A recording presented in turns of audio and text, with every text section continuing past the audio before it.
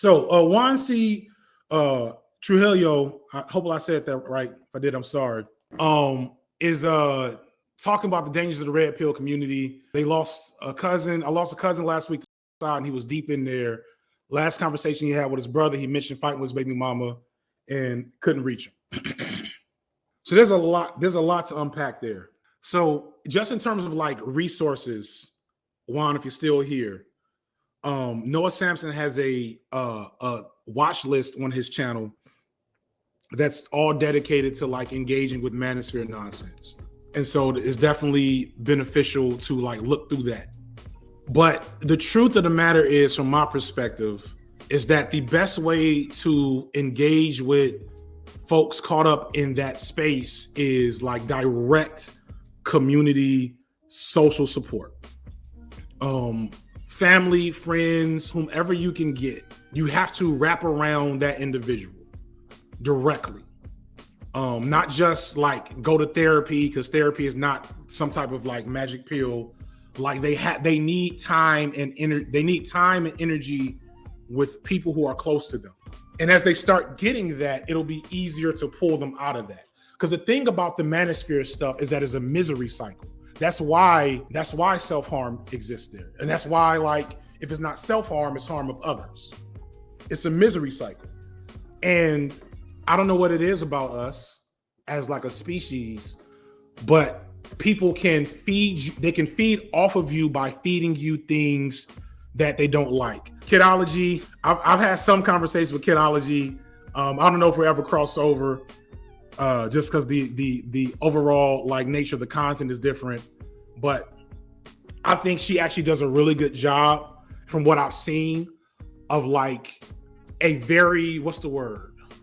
Non-judgmental and like easily more palatable engagement with that community that should definitely get more attention. Because like if you just show him my videos or Noah's videos or Mooncat's videos, what's going to happen is they're going to be turned off by the rhetorical spice.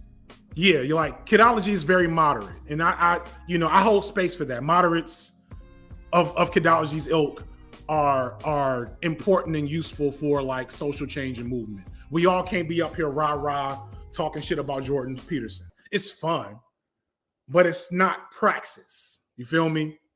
Another one is Macabre Storyteller's video on the Manosphere is another really good one for like just non-judgmental, median, like middle of the road engagement on the topic. But the reality is, so is a community issue. Like suicides raise the likelihood of more suicides within communities. Because those communities are already lacking, there's already problems there that are within the underneath the surface. So like, it's not just the Manosphere. Like you said it yourself, Juan, he's arguing with his baby mom, like that's a problem. Really good video on like addressing Manosphere stuff from a like non-judgmental, empathetic standpoint. Because I try to be empathetic, but at the end of the day, I'm gonna speak my piece. And I feel like people like Macabre Storytelling, Kidology, etc., are better for the immediate like response to like triaging some Manosphere people. You most definitely should say something to young people watching the content because they're still very impressionable. Number one, you should talk to them. Like, please, if you are in community with boys ages 9 to 15, they are being targeted at an algorithmic level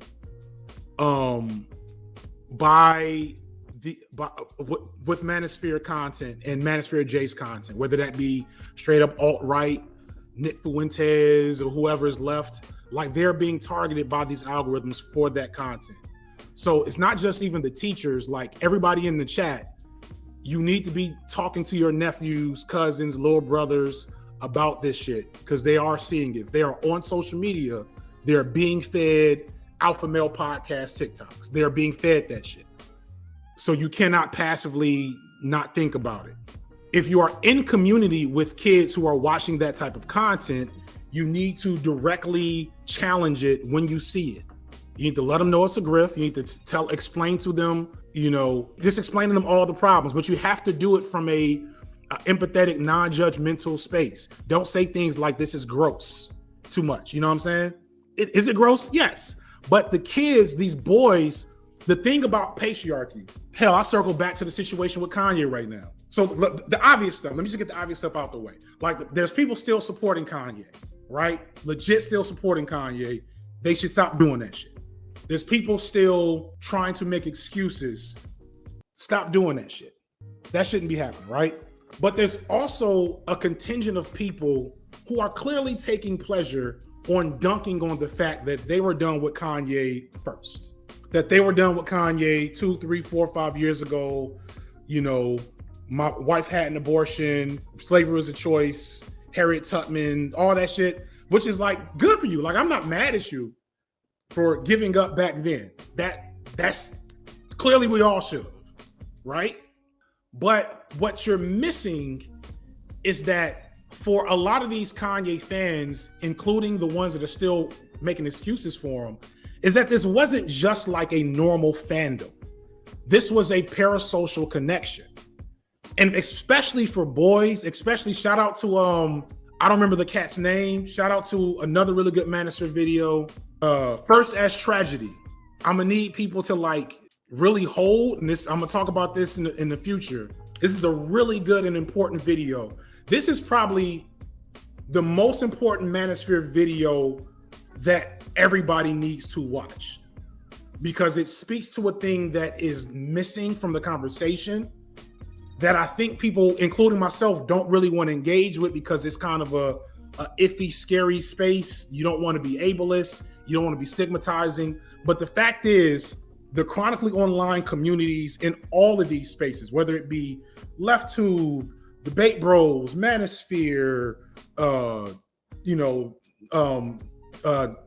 Gary V, NFT Bros, all them stuff, like neurodivergence and social marginalization for boys makes them more prone to this type of stuff. It's called Dissecting the Autistic Manosphere, a neurodiverse commentary, something. It has my name in it. If you put in Autism Manosphere, this will probably be the first one to pop up. And so like people like Kanye and Jordan Peterson and a lot of these other folks, they appeal to boys, and I know this from my own research. They appeal to boys who don't feel like they belong in most other communal spaces. They don't feel like they belong in society. And a rebel like Kanye gives them life, gives them energy. And so they attach to that differently than just, man, that College Dropout was a really good album. They attach to that differently. And if you're really about addressing the problem, you have to engage with that from an empathetic standpoint. If you just dunk on it, which I can understand, if you just dunk on it, if you just say, y'all niggas is dumb, you have that right, but that's not praxis. You know what I'm saying? Don't come to me with that energy saying I want to help. That's not helping, because the passionate desire to hold on to these figures is self-preservation.